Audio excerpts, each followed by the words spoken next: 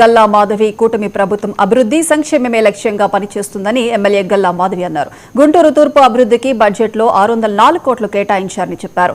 పీకల వాగు, అంబేద్కర్ వాగు అభివృద్ధి కోసం 1.45 కోట్లు, పీవీకే నాయుడు మార్కెట్ అభివృద్ధికి 30 కోట్లు అవసరమని పేర్కొన్నారు. ఈ అంశాలను ముఖ్యమంత్రి చంద్రబాబు నాయుడు రివ్యూ సమావేశంలో ఆయన దృష్టికి తీసుకువెళ్తానని చెప్పారు.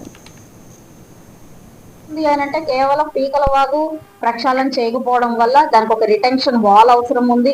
దానికి సిమెంట్ డ్రైనేజ్ సిస్టమ్ లే చేయాల్సిన అవసరం ఉంది. ఒక డైమండ్ మెష్ తో దాని ఇరువైపులా ఎక్కడ కూడా మళ్ళీ ఏది ప్లాస్టిక్ పడేయడం కానివ్వండి, ఎవరు ప్రమాదవశాత్తు పడకుండా ఒక వాల్ ని క్రియేట్ చేయాల్సిన అవసరం ఉంది. వీటన్నిటికీ ఒక డిపిఆర్ రెడీ చేసి దానికి దాదాపుగా 145 క్రోర్స్ అమౌంట్ దానికి రెడీ చేయడం జరిగింది, డిపిఆర్ చేయడం జరిగింది. కాబట్టి ఇలాంటి పెద్ద మొత్తాలన్నీ కూడా గౌరవ చంద్రబాబు నాయుడు గారి దృష్టిలో పెడితే వారు దాన్ని సవివరంగా ఆలోచించి దాన్ని సుముఖత చూపిస్తే ఖచ్చితంగా దానికి ఒక పరిష్కారం వస్తుంది.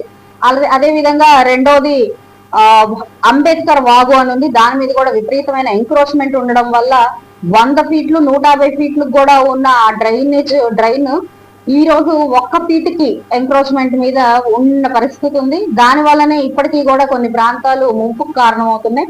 దానికి కూడా ఎన్యూమరేట్ చేసి ఎంక్రోచ్మెంట్స్ అంతా రిమూవ్ చేసి దాన్ని మనం స్ట్రీమ్ లైన్ చేయాల్సిన అవసరం ఉంది. ఇది